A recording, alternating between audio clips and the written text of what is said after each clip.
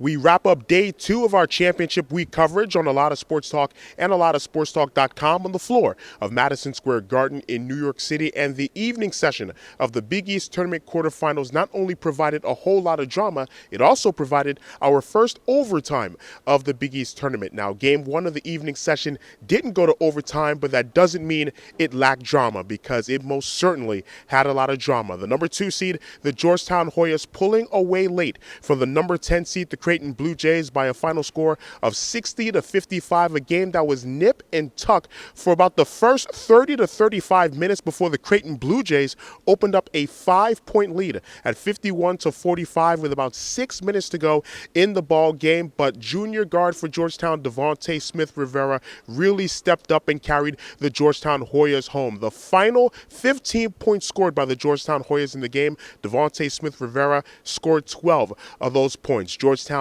advancing to the semifinals tomorrow night, where they will take on the number 6 seed Xavier Musketeers, who won a very physical battle in the second game of the evening session of the quarterfinal round, a 67-61 overtime victory over the number 3 seed, the Butler Bulldogs. The key for the Xavier Musketeers: points in the paint and points from the free throw line. 50 of Xavier's 67 points scored in the paint or at the free throw line. The big man for the Musketeers, Matt Stainbrook, had a double-double, 13 points and 10 rebounds. And after the game, I talked with the point guard for the Xavier Musketeers, D. Davis. He also had 13 points and also 4 assists.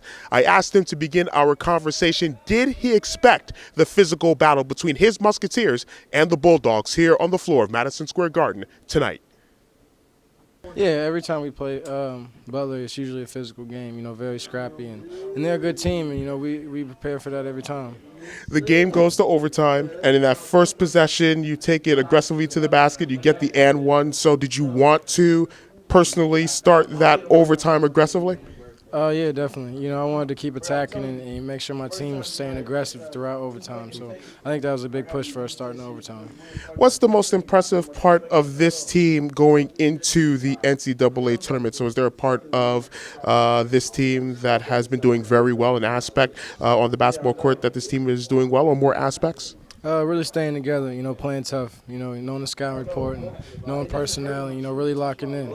You have all the pieces, to go far in the tournament, especially with the good teams that we're going to play. Playing at Madison Square Garden in a tournament setting, Big East tournament, doesn't get old, does it? No, it never does. Playing in a garden is, a dream come true, especially as somebody that loves basketball. So. I have some inside information for you. After the Georgetown win, I talked with Devontae Smith-Rivera, and I asked him, with you and Butler going up against each other, would he rather have the Musketeers win so he could have a matchup with you again? He said, as a competitor, doesn't matter, but he would love to have another crack at Xavier. So your response to Devontae Smith-Rivera right now, since he has the Xavier Musketeers coming up tomorrow night? Yo, D, you got your wish, man. So make sure you see us and make sure you bring your A game. We here, man, like always. My apologies for possibly bringing bulletin board material here, since there's a couple of more Musketeers here in the locker room. But after 2 wins, thank you, Miles. After 2 wins against the Georgetown Hoyas, describe what the team has done so well so far against the Hoyas and what you will need to do well tomorrow night to come away with the 3rd victory this season against Georgetown. We're going to have to continue to play tough, make sure that we don't give them second shots on offense, controlling the big man inside and, giving Devontae Smith-Rivera a hard time on the perimeter. So we're going to have to really lock in and, the scouting report like we did the first 2 games and see what happens. It should be a very exciting matchup when 2 really good friends from the Hoosier State lock horns at the point guard spot tomorrow night on this floor. The Xavier Musketeers taking on the Georgetown Hoyas, D. Davis and Devontae Smith-Rivera renewing acquaintances on the floor. The Xavier Musketeers looking for the clean sweep of the Georgetown Hoyas. Xavier winning both games against the Hoyas in the regular season. That's semifinal number 2 tomorrow night. Semifinal number 1 here at Madison Square Garden. Garden. The number 1 seed, the Villanova Wildcats, will take on the number 4 seed and defending conference tournament champion, the Providence Friars. So stay tuned to A Lot of Sports Talk and a lot of sportstalk.com, where we will recap day 2 of our championship week coverage. 5 observations from us, A Lot of Sports Talk, about day 2 of championship week from both the Big East tournament as well as the Atlantic 10 men's basketball tournament. Some exciting action today in the second round. We also will have a slew of interviews for you from today.